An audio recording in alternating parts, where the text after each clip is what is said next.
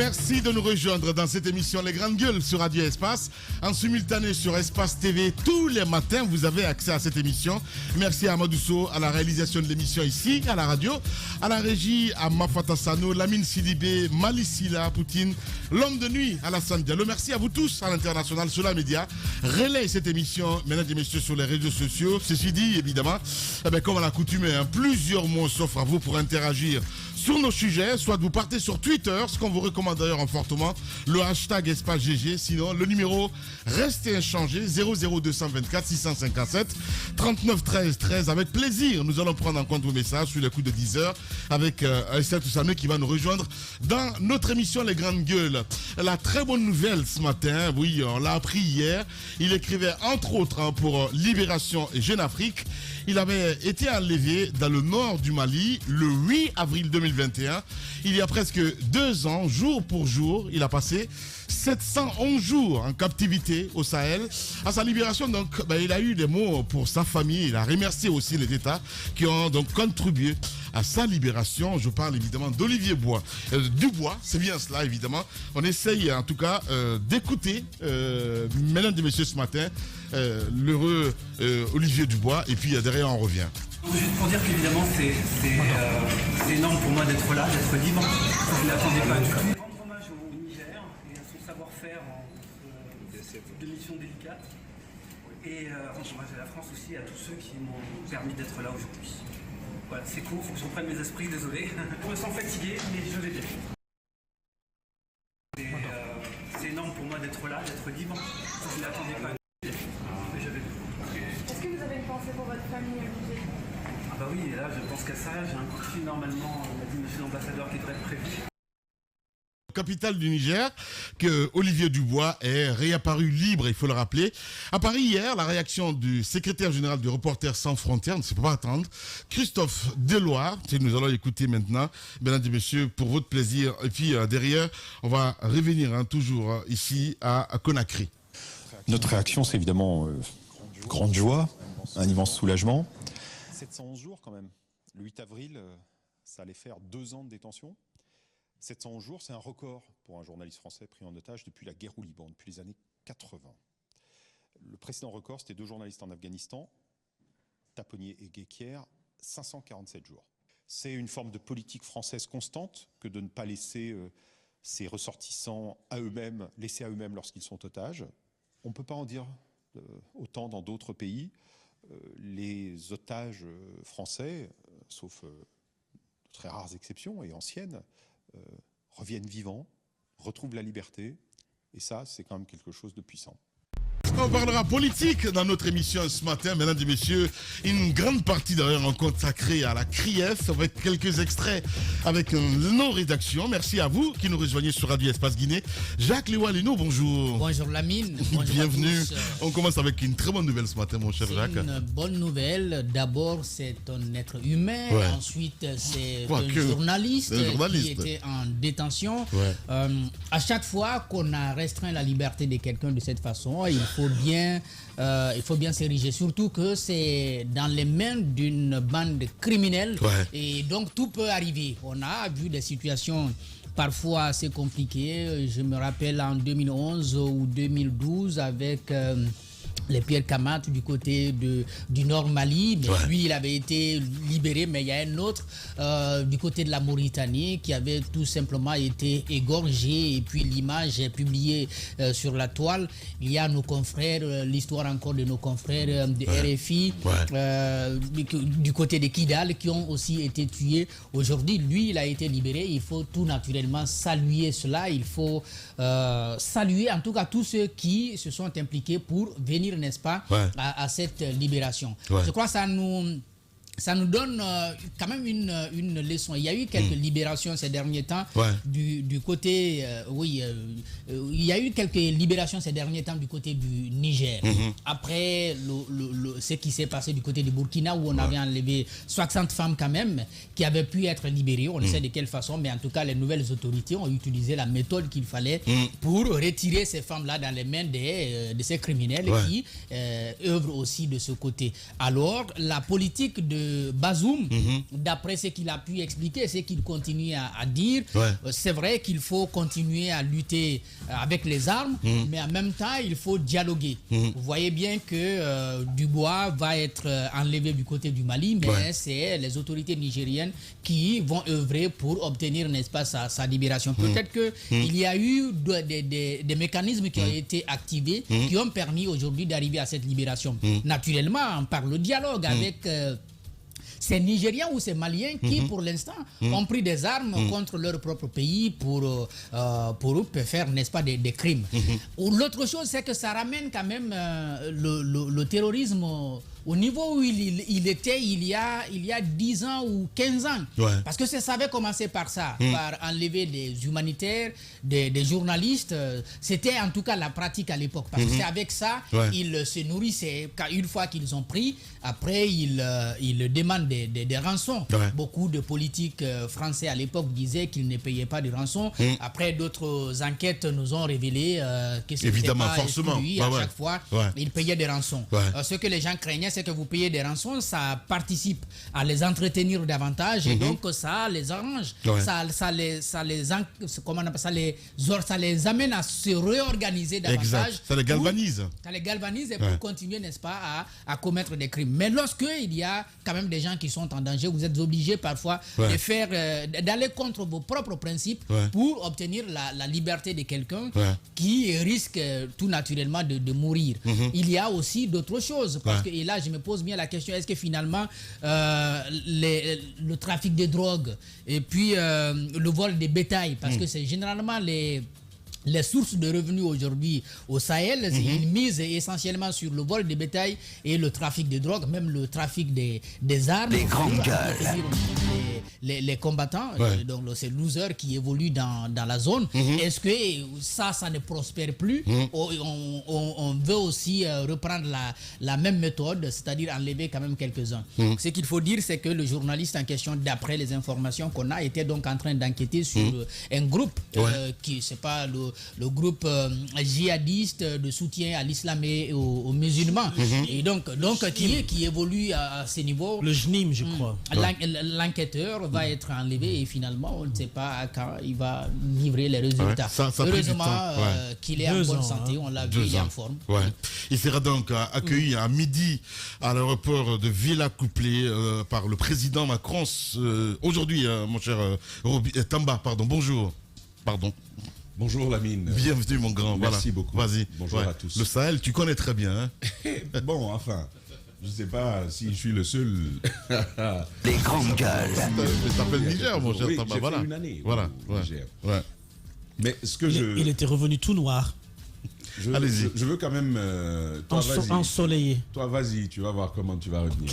Couleur cramoisie. On se souvient. C'est comme ça que tu vas revenir. Lamine, il faut quand même préciser, je ne pense pas que c'est la méthode, notamment sur les sources de revenus, qui est changée. Parce qu'il continue à kidnapper, il continue de kidnapper les gens depuis toujours. C'est vrai que parfois l'ampleur peut baisser, mais c'est quand même suicidaire quand même à demander. En fait, maintenant, il tue plus d'aller interviewer il continue d'enlever. Il continue d'enlever. Et effectivement, il suffit par exemple de lire les nouvelles des missionnaires, les nouvelles chrétiennes. Vous allez voir que les missionnaires, dans la plupart des cas, sont enlevés de cette façon-là. Et quand ça traîne un peu, qu'il n'y a pas de rançon lorsqu'on en a besoin, on les tue. Moi, lors de mon séjour au Niger, il y avait ce type de cas. Plus récemment, au Burkina Faso, c'est même un missionnaire la mission qui a fondé notre église en Guinée, enlevé. C'est la même histoire. Pour peu, parce que la bande du Sahel, c'est pas que les 5 pays dont on entend parler. C'est un peu plus qu'une dizaine de pays. Lamine, le Sahel et le Ténéré, ça vous traverse tout le milieu de l'Afrique. Ça va d'ouest, parce que même le Sénégal en fait partie. Ça va de là jusque sur la Corne de l'autre côté de l'Afrique. Donc, le Sahel traditionnel, c'est un très très grand espace. Et je rappelle ceci pour dire que ce n'est pas pour rien, par exemple, que les expatriés, notamment travaillant dans les raffineries de pétrole, de gaz et tout ce que vous savez, sont obligés d'être escortés. Absolument escortés, parce que la pratique continue. Ça reste une véritable source de revenus. Et en parlant d'autres sources de revenus, c'est aussi l'or. C'est aussi l'or, parce que le Sahel, il faut quand même le reconnaître. Mais c'est autre chose. Si vous prenez le cas malien, moi, je me souviens, on a quitté Niamey pour aller je ne sais où avec le président Bazoum. Mais Jacques, je ne sais pas si on était ensemble, mais c'est juste extraordinaire. On était ensemble avec Ahmed Kourma. Non, pas de l'autre côté. Moi, je ne suis pas allé là-bas. Mais c'est juste incroyable. Quand tu vas à l'escorte et tout ça, de Niamey jusqu'à je sais où exactement, c'est à plus de 50 km de Niamey. C'est juste extraordinaire, mon cher Tamba. Ils sont obligés. Ils sont obligés d'être escortés de cette façon-là. Même si, à partir de Niamey, tu ne ressens pas l'insécurité telle que les médias la vendent, il y a de véritables risques tout autour. Voilà. Moi, je ne comprenais pas, en fait, pourquoi il y avait les militaires partout. Enfin, l'histoire, par exemple, des missionnaires... Les grandes gueules. C'est à 25 km de Niamey que ça s'est produit. À 25 km. Non seulement ils ont tué des touristes, parce qu'il y a un zoo, il y a une sorte de zoo. Personnellement, moi, je suis allé, vous souhaitez voir des girafes, c'est là-bas qu'il faut aller, c'est à 25 km. Vous y êtes, Lamine, dans ce parc-là. C'est là qu'ils sont sortis, on ne sait d'où, armés. Ils ont mis tout le monde au respect, enlevé ces missionnaires et tué d'autres personnes. Ils n'en sont jamais revenus. Parce que finalement, il n'y a pas eu la rançon et on s'est bien targué de les avoir lynchés. Et donc, ça, c'est une pratique qui existe. Le risque sécuritaire dans cette région, il existe. Mais aujourd'hui, de plus en plus, on abordera le dossier Simandou tout à l'heure. On évoquera les questions d'insécurité qui peuvent environner ce type de projet-là. C'est autant de questions qui persistent aujourd'hui. Il faut simplement dire que les États riverains, les États, j'ai envie de dire, voisins de la zone, de l'espace sahélien en dessus comme en dessous, doivent prendre cette question avec beaucoup de sérieux. Les grandes gueules. Vous savez, quand vous avez été sur une dune, quand vous avez été dans un désert, vous comprenez en fait que le désert, c'est un point de retrait fabuleux pour ces malfaiteurs-là. Parce que c'est compliqué pour quelqu'un qui n'a pas l'habitude des hautes températures de se retrouver... mais tu as l'impression de mourir tout de suite, sincèrement. À 50 degrés, c'est juste extraordinaire. Tu étouffes. Tu viens à Niamey aujourd'hui, vous y descendez. On me disait que Bamako, c'était 40 degrés à l'ombre ces derniers jours. Mais Niamey, moi, j'ai vu 49 degrés. Les grandes gueules. J'ai vu 49 degrés à Niamey. Imaginez si vous êtes à Agadez. Là-bas, c'est encore autre chose. C'est quand même... Vous êtes à Agadez, c'est une autre histoire. Et le désert a la particularité, la mine, de vous perdre. C'est du sable avec beaucoup de vent. La trace que tu as laissée ici tout à l'heure, 1 heure plus tard, elle disparaît. Or, le désert est infini. Le désert est infini. Se retrouver à l'intérieur du désert est un art. C'est un art. Ça fait même partie j'ai envie de dire, de valeurs culturelles, traditionnelles de certaines communautés. On ne vient pas simplement ici avec une boussole, dans un désert, et croire qu'on va se retrouver. C'est pas donné. Il faut l'avoir visité, il faut avoir entendu ces guides-là pour savoir que lutter contre le terrorisme, là-bas dans le désert, c'est particulièrement compliqué pour les chaleurs, mais au-delà des chaleurs, simplement pour se retrouver à l'intérieur de cet espace où théoriquement il n'y a pas où pratiquement il n'y a pas de voie de localisation, il n'y a pas de repère. Et si les États ne concentrent pas, les États de la CEDEAO, parce que les États du G5 Sahel, la force qui a été annoncée aujourd'hui, on n'en parle plus assez. Parce Allez. que... Oui, Morné. Les grandes gueules. Avant d'avoir été... Mais c'est ce que je dis justement, voilà. Avant d'avoir même été conçu, les mortes... Non mais les gars, Elle c'est avait pas été possible. conçue quand même. Oui, mais... Allez, mais ça c'était juste de la blague en fait. Mais voilà, je me demande- c'était juste de la blague, voilà. Jacques, Je me demande comment on peut Non, mais mourir il a avant d'avoir raison. été conçu. Hein. non, La mine. c'est pas possible. Voilà. La Ouais. force du G5 Sahel dont Ouais. on nous a parlé, Ouais.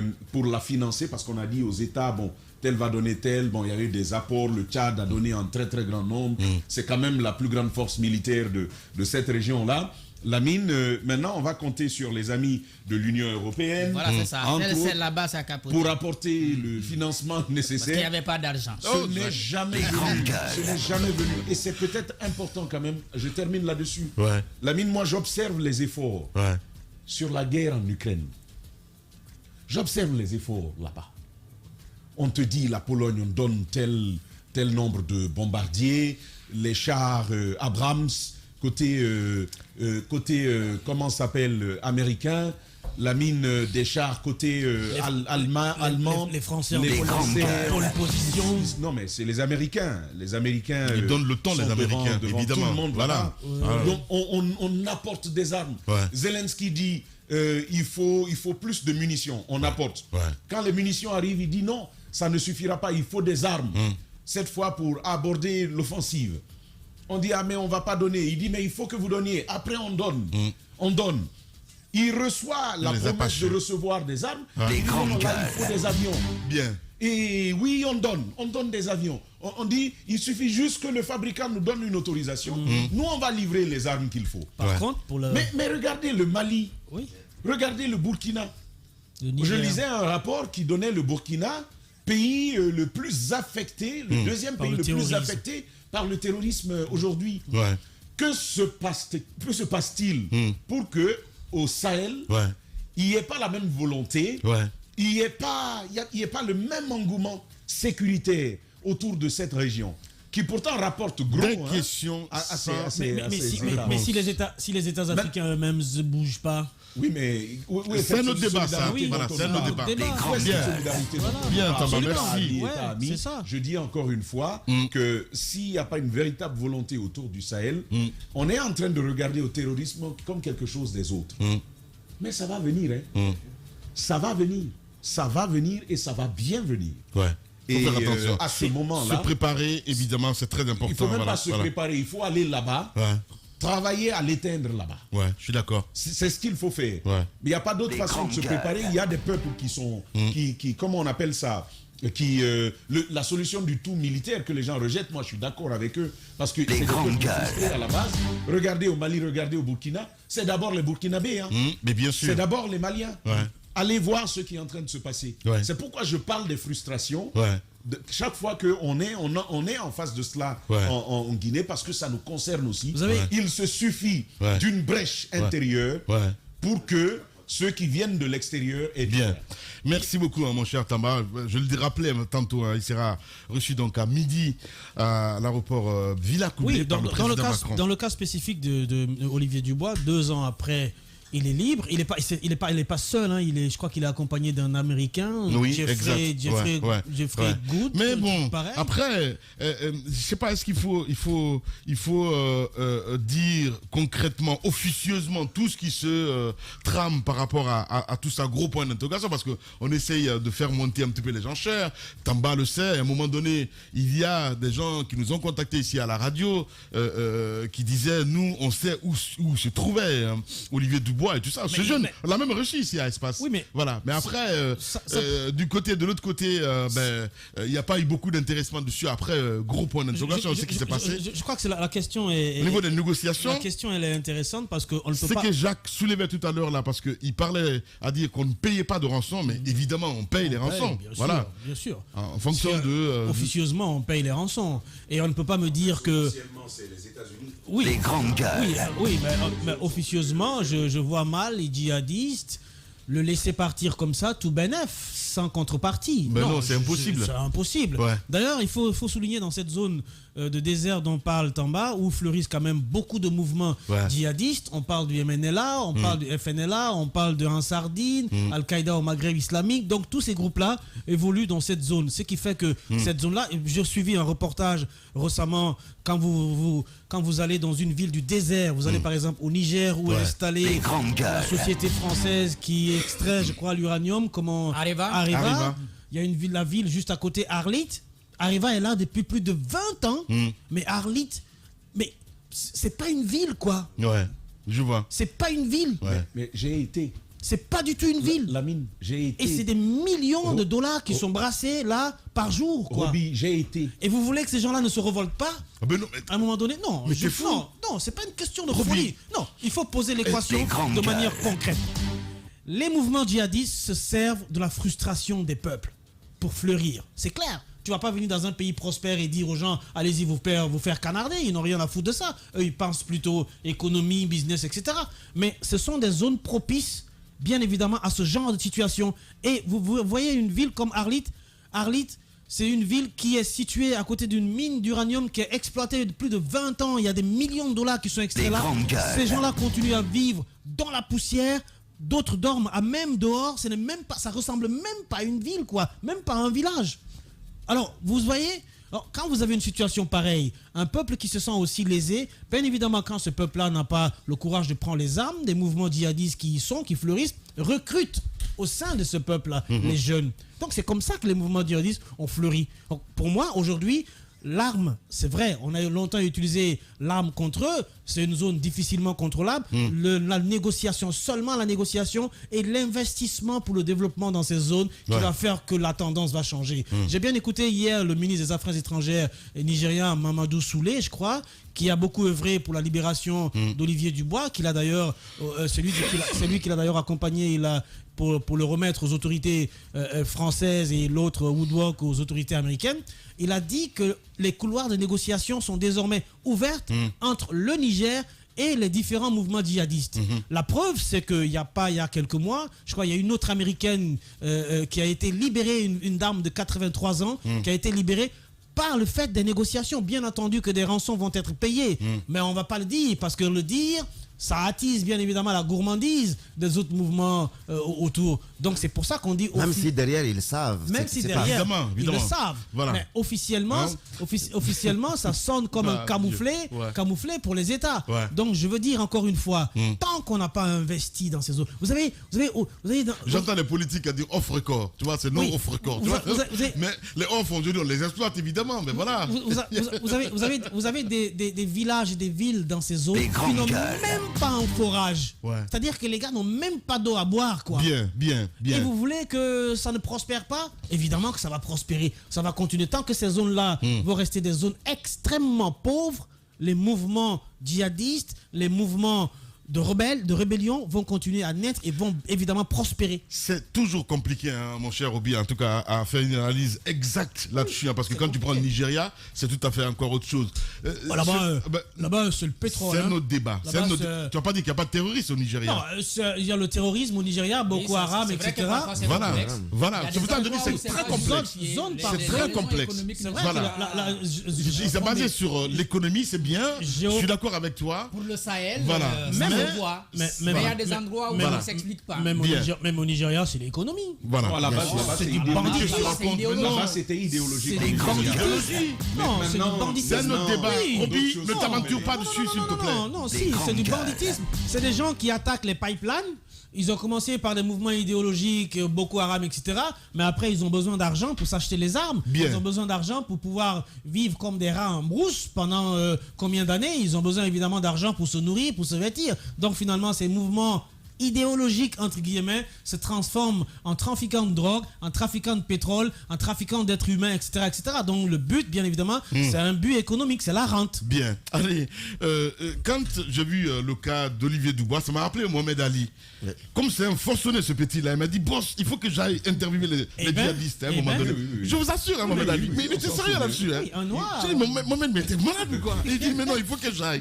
Il veut le prix Pulitzer, ce Mohamed Ali. Allez, Allez-y, Daouda Mohamed. Non, ce que Rob est en train de dire, ça a bien du sens. Aujourd'hui, c'est vrai qu'on est en train d'aller vers une tendance religieuse et autres, mais le départ, il a été quoi? Le terrorisme dont on parle aujourd'hui, les otages dont on parle aujourd'hui, tout est parti, vous vous rappelez, de l'époque des pirates de mer. Et ça se passait dans la même zone, les pirates de mer, et le golfe de Guinée. Donc ça s'est développé ainsi. Il faut désormais revoir le système. Et de l'autre côté, il y a une autre politique qu'il faut inculquer désormais à la jeunesse. Il faut leur dire, bon, on va aller dans le cadre islamique. Non, on va aller dans... Mais comment on peut comprendre que ce soit idéologique, que ce soit dans la défense d'une religion par exemple, et qu'on s'attaque à des mosquées. C'est bizarre. Qu'on vienne exterminer des gens pendant qu'ils sont en train de prier. Moi je me dis, c'est juste une couverture qu'ils trouvent, mais ça n'a absolument rien à voir avec une quelconque idéologie religieuse. Mon ami. Non, je suis en train de dire. Jusqu'au bout, s'il te plaît, vas-y. Non, c'est que je suis en train de dire. C'est un débat. Oui, mais tu vas permettre que j'avance. Vas-y, mais bon, parce c'est que idéologique à la base quand même. Oui, le nom même, c'est idéologique. Non, c'est la brèche. Bien. C'est la brèche. Bien. C'est la brèche simplement. Dans la même religion, il y a bien plusieurs courants religieux. C'est la brèche. C'est la brèche simplement, je te dis. C'est que je suis en train de dire, toutes les religions aujourd'hui monothéistes, il y en a à l'intérieur des courants. Justement. Il y a à l'intérieur des courants. Donc aujourd'hui, les gens profitent d'une petite brèche pour étendre une sorte d'idéologie qui, au fond, ça n'a rien à voir avec ce qu'ils vendent. Ils ont leur mission. Ils ont été pirates pendant longtemps. Ils ont enlevé des gens. Ils les ont retenus en otage. Ils ont reçu des rançons. Ils ont eu même des échanges. Parce que parfois, ils ont des prisonniers. Et lorsqu'ils prennent également des otages, ils disent, bon d'accord, vous payez tel, et derrière, vous libérez également nos hommes que vous avez. Puisque vous avez plus vous accordez plus d'importance à votre seul homme, contre le seul homme, vous pouvez libérer 10 prisonniers. On a vu récemment du côté du Mali, on a vu du côté du Burkina Faso. Il a été pendant longtemps le grand négociateur, il faut dire, avec son homme de main, Djingere Blaise Compaoré. Blaise Compaoré, pendant longtemps, il a été échangé des prisonniers. Les prisonniers. Il a été le grand négociateur, son homme de main, Djingere, qui faisait des missions. Et voilà pourquoi, pendant tout le temps qu'il y a mis, le terrorisme n'y a pas fait d'effet. Parce que c'était celui qui servait de pont entre eux. C'est comme un flic qui est trafiquant de drogue en fait. Ben voilà. C'est comme un flic qui est trafiquant de drogue. Voilà. Et c'est lui qui prévient, attention. Comment tu peux les attraper? C'est lui qui prévient. C'est lui qui prévient par rapport aux patrouilles qui viennent. Les grandes gueules. C'était un pacte. C'était la base arrière. Voilà. Vous pouvez aller attaquer, vous venez vous réfugier. Voilà. C'est aussi simple que ça. Sans problème. Mais n'attaquez pas le Burkina. Allez-y, Daouda, pour clore. Donc aujourd'hui, pour clore, je me dis, qu'on dise ou qu'on ne le dise pas, il y a derrière ce qui est payé, il y a derrière ce qui est donné également en échange. En plus de payer des rançons, il y a, même si on ne le dit pas publiquement, mais il y a des prisonniers qui sont libérés, et c'est là nuitamment. Donc pour dire que c'est un réseau qui tourne, et tant qu'on ne voudra pas un jour que ça s'arrête, ça ne s'arrêtera pas. Ben voilà. Mais non, mais si tu sais à l'envers du décor, mon cher Daouda, c'est encore autre chose. Parce que même ici, on a vu Junior, ce fameux Junior qui nous a interpellés. Vous vous souvenez quand même. Voilà. Quand on vous dit que souvent, je ne veux pas dire les narcos, mais les gros bandits même sont au sommet, vous n'allez pas croire. Bonjour, Diba. Bonjour, Lamine. Bien. Allez, ta lecture là-dessus, mon cher ami. Oui, il y a Tamba qui disait tout à l'heure, il y a le tout militaire, mais avec le temps aujourd'hui, il faut se poser beaucoup de questions. Est-ce qu'il faut continuer à être dans le tout militaire ou il faut pousser le débat un peu plus loin? Parce que n'oubliez pas que jusque-là, du point de vue moins logistique, ces 5 pays du Sahel, je rappelle le Mali, le Burkina Faso, le Tchad, et aussi le Niger, et il s'était retrouvé à un moment pour réfléchir un peu sur comment trouver une solution structurelle pour faire face à ce phénomène-là. Parce que n'oubliez pas que la dernière otage française, c'était Sophie Petronin, qui a été libérée en 2020. Donc depuis, la France n'avait pas enregistré de rapt. Et finalement, c'est Dubois tout récemment aussi qui a été libéré. Sophie Petronin, vous vous rappelez, le jour où elle a été libérée, il y avait aussi Soumaïla Cissé, ce politicien malien, que son âme repose en paix. qui avait été aussi pris en otage. Donc le pouvoir malien, selon des informations, était obligé de payer quelque chose en gage, justement pour qu'il soit libéré. Maintenant que la France, l'opération Barkhane qui était là, il y a eu quand même des départs massifs des militaires français, mais également d'autres partenaires qui opéraient dans le Nord Mali, parce qu'il faut rappeler que c'est dans le Nord Mali il a été, arrêté. Et ce départ massif fait que la zone est devenue plus fragile. Parce que la France, avec l'arrivée de la Russie, c'est vrai, même si on dit que c'est devenu un champ aujourd'hui de lutte d'influence entre les Occidentaux et la Russie, il faut rappeler que est-ce qu'aujourd'hui le Mali, le Niger, le Tchad, ils ont les moyens, ils ont suffisamment de moyens pour faire face aujourd'hui à ce phénomène? Je pense que non. Et qu'est-ce qu'il faut faire? Il faut faire une réflexion. Je suis d'accord qu'il y a des zones où ce sont des causes, disons, liées au chômage, aux inégalités sociales, à la pauvreté, à la frustration. Donc, ces forces occultes essayent de jouer un peu sur ce qui existe, l'existant sur le terrain pour essayer d'utiliser la jeunesse qui est au chômage. Mais aussi, d'un côté, il y a aussi les questions idéologiques. C'est le cas, par exemple, du Nigeria avec Boko Haram, qui est né un peu de Boko qui veut dire Haram, et tout ce qui est, disons, éducation occidentale pour eux, c'est prohibé, c'est tous ceux qui vont vers ça, il faut les combattre. Donc eux, qu'est-ce qu'ils ont fait à l'époque? C'était d'aller vers les enseignants qui avaient des salaires en lance-roquettes, des étudiants qui étaient sortis des universités au chômage. Donc ils les ont utilisés parce que vous voyez un peu l'inégalité entre le Nord et le Sud. Parce que le Nord est majoritairement musulman. Et ils ont exploité un peu les problèmes de la société pour recruter massivement des jeunes, mais aussi des enseignants qui étaient très mal payés. C'est comme ça Boko Haram va grandir. Ils vont prêter allégeance à l'État islamique. Ils vont commencer à avoir des rentes, des fonds pour financer un peu leur guerre. Mais malheureusement, aujourd'hui, le terrorisme est déterritorialisé. Ce n'est plus cantonné à une zone spécifique. Ils sont partout un peu. Ils sont au Niger, ils sont au Nord Mali. Ça s'est normalisé. Justement, ça s'est normalisé. Avant, on avait du mal, disons, à identifier une base propre aux terroristes. Parce qu'ils peuvent frapper partout. Non, le nom d'abord, Al-Qaïda, c'est la base. C'est-à-dire, ils sont partout. Vous voyez, aujourd'hui, l'État islamique, quand même, géographiquement, on peut dire, oui, c'est entre la Syrie, l'Irak et tout. Mais sauf que les autres se sont déplacés. Et finalement, aujourd'hui, on a du mal à mettre la main un peu sur toutes ces forces occultes. Ce qu'il faut faire, il faut être dans le tout militaire. Mais quoi, en quoi faisant? Est-ce qu'il faut aujourd'hui créer une force africaine? Parce que le débat avait été posé. Une force africaine pour combattre un peu ces... Mais là aussi, il y a un autre problème, Lamine, c'est le leadership. Le tout militaire, lui, il est abandonné. Il est abandonné. Aujourd'hui, on a compris que la force ne va pas tout régler. Donc aujourd'hui, même à ce niveau, beaucoup ont dit qu'il faut une force africaine, mais sauf que le débat qui s'est posé, c'était le leadership. Qui va prendre le leadership? On a vu avec l'ECOMOG en Sierra Leone, où la Côte d'Ivoire et le Nigeria se disputaient la tête de l'ECOMOG. Donc il y a une lutte de leadership, d'influence qui va se poser encore. Donc on aura du mal aujourd'hui à trouver un peu une approche efficace par rapport à la solution tout militaire. Qu'est-ce qu'il faut? Il faut réfléchir. Pourquoi les jeunes sont exploitables? Pourquoi ils prennent le flanc? Ils prêtent le flanc à ça. Est-ce qu'il faut de l'emploi? Parce que je suis d'accord qu'il faut combattre, mais il faut proposer quelque chose aux populations africaines. Il faut investir, il faut des infrastructures. Aller dans le nord du Mali, il y a des zones, il n'y a même pas d'école. Il n'y a pas d'hôpitaux. Il n'y a pas de centre de santé. Mais il n'y a même pas d'eau à boire. Donc, des gens comme ça sont facilement exploitables. On fait un lavage de cerveau. L'esprit est châtré. Et finalement, vous prêtez le flanc à de telles choses. Mais aussi, au-delà de ça, pour finir la mine, il y a quand même des vérités sécessionnistes. Des zones qui se disent non, nous on veut sortir de l'ensemble, on veut avoir notre indépendance. On a vu l'histoire de l'Azawad. Mais quoi qu'il en soit, il faut qu'il y ait une réflexion profonde sur le continent. Pas que ces 5 pays, même la Guinée et les autres pays, qu'on s'asseye, qu'on discute de cette question et qu'on trouve une solution au problème de la jeunesse. Parce qu'une fois encore, la jeunesse africaine, c'est un tsunami silencieux. Lorsque vous ne proposez pas quelque chose, à la longue, ils vont s'exprimer et ils vont être utilisés, sans compter aussi les zones où il n'y a pas d'infrastructure. Il faut des infrastructures. Il l'a dit, Alpha Condé. Cette jeunesse, c'est une bombe. C'est une bombe, c'est un tsunami silencieux. La France c'est une bonne nouvelle avec le dernier otage qui les grandes gueules. Mais n'oubliez pas qu'il y a un sentiment anti-français qui grandit dans cette zone. Ouais. Il faut qu'eux-mêmes fassent attention. Parce qu'aujourd'hui... pas seulement dans cette zone. Hein.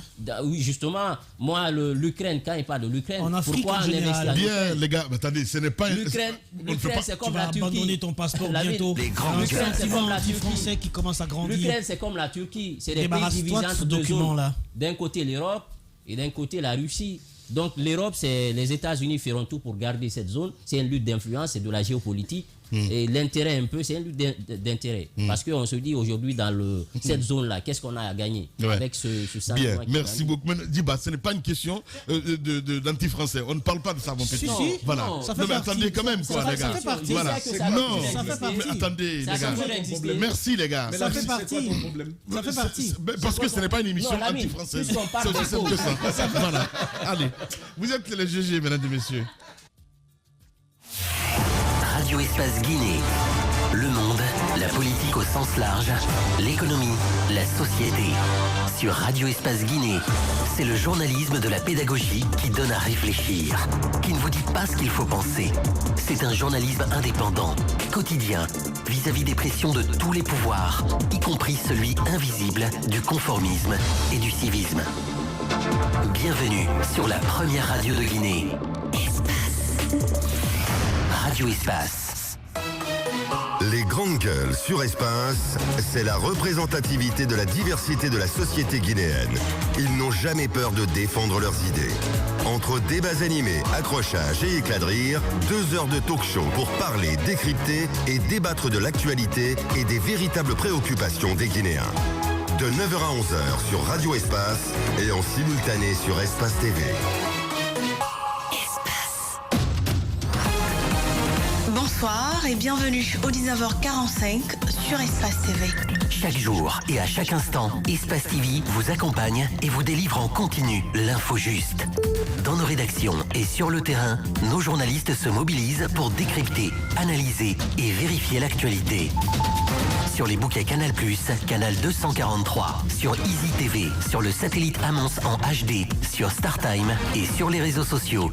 Nous sommes présents, toujours avec vous et surtout pour vous. Il est 22h à Conakry, merci de nous rejoindre dans ce journal. Espace TV, la chaîne qui bouscule l'actualité. L'artiste éducateur Abel Maxwell, avec son enthousiasme contagieux, maîtrise réellement l'art de capter l'attention et l'intérêt des élèves en leur transmettant sa passion pour la musique et les arts, tout en véhiculant les valeurs humanitaires basées sur l'estime de soi, la confiance, le respect des autres et la pensée critique.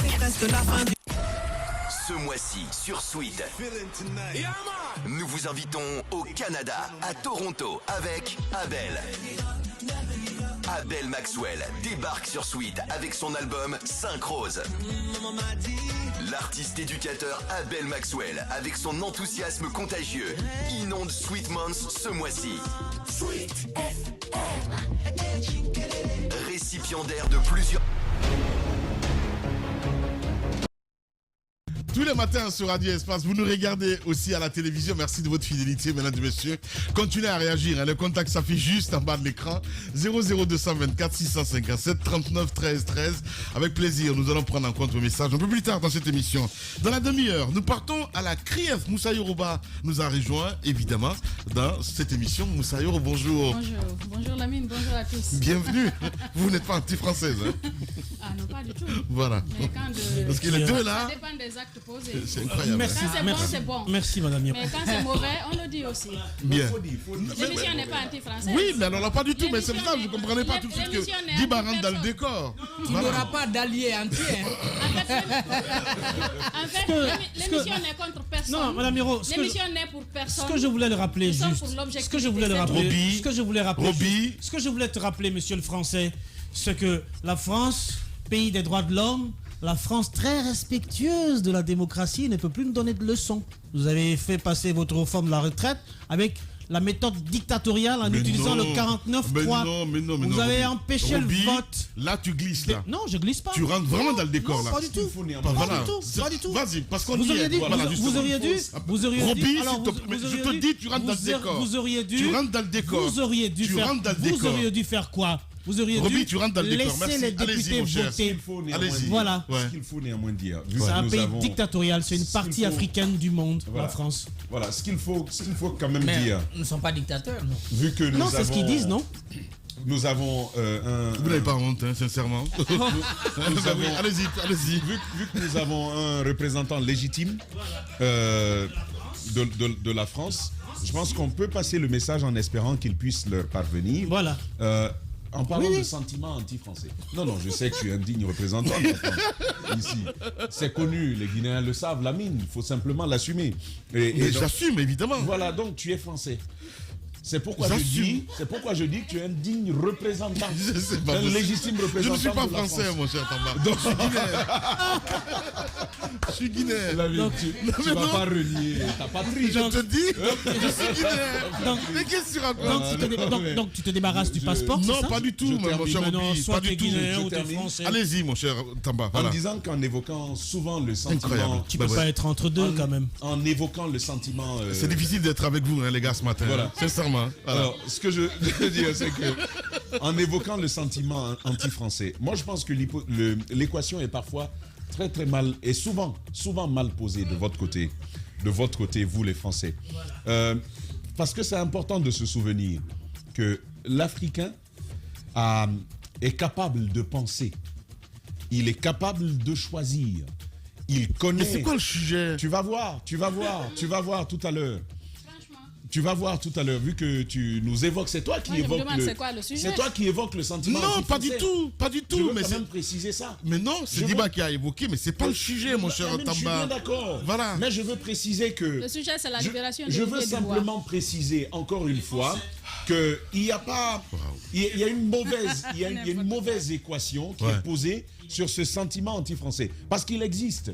Le sentiment que... Pas en Guinée quand même, les gars. Lamine, il n'a pas encore éclaté comme on l'a vu au Burkina ou au Mali, mais il y a des frustrations, il y a des gens qui observent et qui ne sont pas d'accord avec ce qui se passe.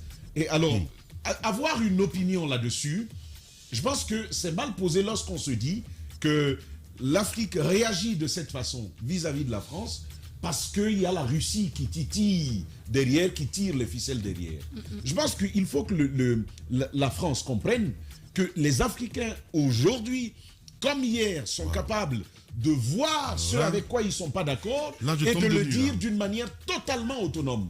Ça, c'est important. Quand ils auront compris ça, ils auront pris la mesure de cela, ils comprendront en fait que la solution n'est pas dans l'accusation, elle n'est pas dans la recherche d'un bouc émissaire, mais c'est dans la remise en question de notre type de collaboration jusqu'à ce jour. Lorsqu'on aura atteint ça, ils auront compris finalement qu'il s'agit moins de renoncer, de repousser la France telle que cela est dit dans les médias un peu partout, les médias occidentaux, mais il s'agit véritablement de repenser nos liens, de repenser la collaboration, et ils comprendront très vite que ce n'est pas la France qui est en question, mais c'est un type de relation qui est remise en cause. Je pense que c'est aussi simple que cela. Et si c'est être anti-français que de le dire de cette façon-là, d'accord. Lamine, je ne comprends plus.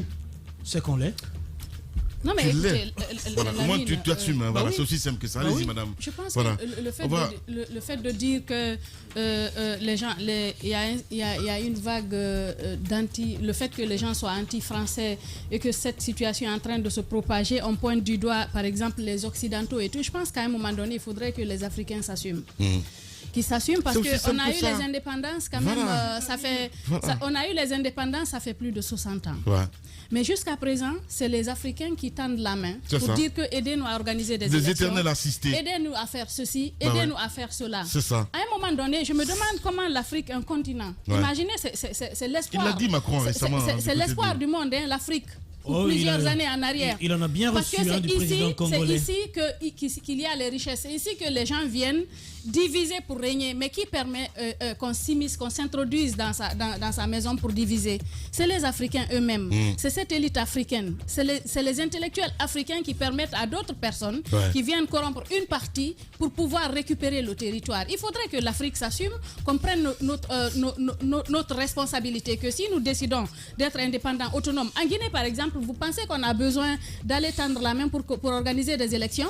Vous pensez qu'on a besoin de tendre la main avec toutes les richesses qu'on a? Je pense que c'est une question de responsabilité, une question d'organisation, une question de négociation. À un moment donné, on est en train de parler, par exemple, de l'exploitation de Simandou. Vous êtes bien vacciné, non? On est en train de parler de Simandou, de cette négociation qui a été faite, qui est mieux par rapport à celle qui avait été faite antérieurement. Pourquoi? C'est une question de responsabilité, une question de dire que ces richesses-là sont exploitées sur mon territoire, sur mon sous-sol. C'est le territoire guinéen, un pays indépendant qui est libre de négocier, même si d'autres personnes viendront exploiter, mais qu'ils donnent ce qui vaut les richesses qu'ils vont, qu'ils vont exploiter, de sorte que les populations puissent bénéficier. Mais qui prête le flanc à ce que les populations locales ne bénéficient jamais de ces richesses-là? C'est nous les Africains, c'est les intellectuels d'ici qui permettent la corruption, qui permettent aux autres de venir prendre les richesses pour aller rapporter, cela pour leur. Même les politiques d'ailleurs, hein, voilà. Il faut les dirigeants entre les dirigeants et les opinions. Ce que je veux dire, Lamine, Tamba, si tu permets que j'aille au bout de mes idées, ce serait hyper intéressant. Ce que je veux dire, ces gens-là qui viennent, tu m'étonnes, mon petit. Ces gens qui viennent, si vous prenez la Chine, vous voyez à quelle vitesse la Chine est devenue la deuxième puissance mondiale. À quelle vitesse? Quand nous prenions l'indépendance, nous étions pratiquement au même niveau que la Chine. C'est vrai.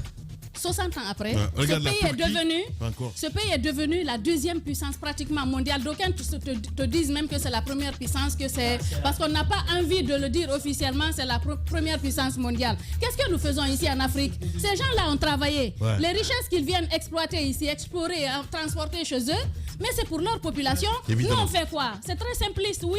Nous, tout est facile ici. Tout ce qu'on fait, c'est simpliste. De poser le débat comme ça. Mais la Chine, il y a 60 ans, la Chine, il y a 60 ans, était au même niveau que nous.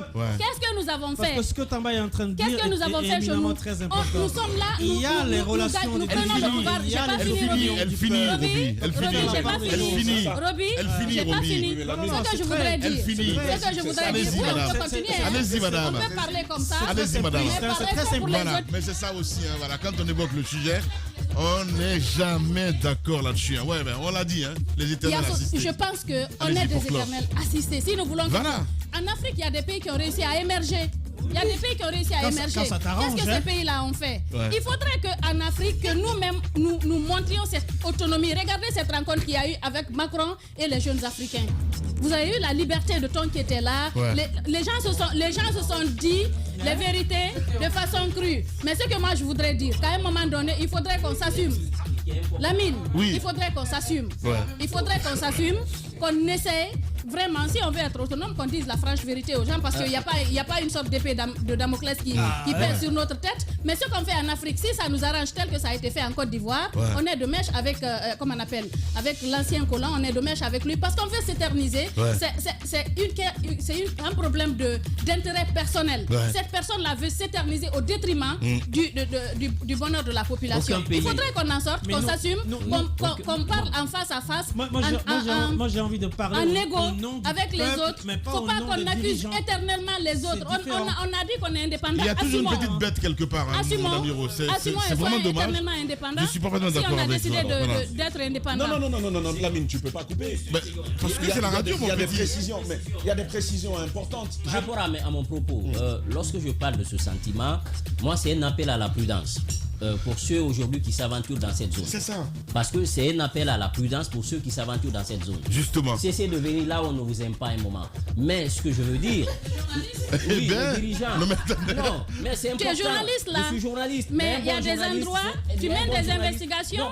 Même si on t'aime pas. Si tu dis que parce que tu es journaliste, tu ne vas pas enquêter. Un bon journaliste, c'est celui aussi qui est. Un bon journaliste, c'est celui qui est. Avec les djihadistes, les gars. Allez, les gars, on va s'écouter. Un bon journaliste, c'est celui qui est aussi en vie. Bien. Voilà, ça c'est extrêmement important. Allez, dis-moi, pourquoi? C'est des gens qui tuent. Je suis d'accord avec elle. Aucun pays ne peut vivre à vase clos. Bien. Vous comprenez? Et on doit travailler avec les autres, on doit travailler avec la France et toutes les nations. Mais d'égal à égal, c'est ce qu'on est en train de dire. Il faut qu'on revoie un peu. Qui va imposer l'égalité? Imposons l'égalité. Je veux même la politique. Merci beaucoup. Imposons l'égalité. Madame, merci. Allez, pour clore. Voilà. Pour clore, moi je veux quand même dire, il faut préciser les choses telles qu'elles sont. Incroyable. Wow. Lamine, qui de nous ici n'a pas fait un moment en France? Nous tous. Peut-être pas encore Jacques, mais ça viendra. Oui, ça viendra. Ça ne viendra jamais. Non, ça viendra. Pourquoi? Mais Lamine, il est blacklisté. Lamine, je veux simplement dire que il faut faire le distinguo. En tout cas, je pars en Allemagne. Entre ceux qui dirigent nos États, dont la gouvernance est particulièrement perfectible, et les opinions. Ça, c'est important. Je me suis amusé à lire un peu sur l'histoire du... Rien que ça. Rien que sur le franc CFA. Rien que sur le franc CFA. Merci. J'ai lu l'histoire du franc CFA. Lamine, c'est une histoire sombre. Bien. Du début à la fin. Bien. Inspirée par l'Allemagne nazie de Hitler, bien. La France récupère ce qu'elle a subi. Parce qu'il faut quand même le dire. Merci. Hitler a imposé le même système à la France. Aujourd'hui, on nous l'impose à nous. Aux États. Qui vous l'impose? Aux États qui sont là. Qui vous l'impose? En Guinée, on n'a pas de franc Mais je CFA. parle d'État. Je ne parle pas d'opinion. En Guinée, on a le franc différence guinéen. entre ça. Mais c'est bien. Faites la grande différence on a compris. entre ceux qui dirigent, qui font de petits marchés avec les Occidentaux et les opinions. Voilà. Les opinions sont différentes de celles-là. On a entendu Aliouba, on a entendu la dame du Burkina devant Emmanuel Macron. Ce sont les opinions, ça. Et tu as vu aussi la déclaration de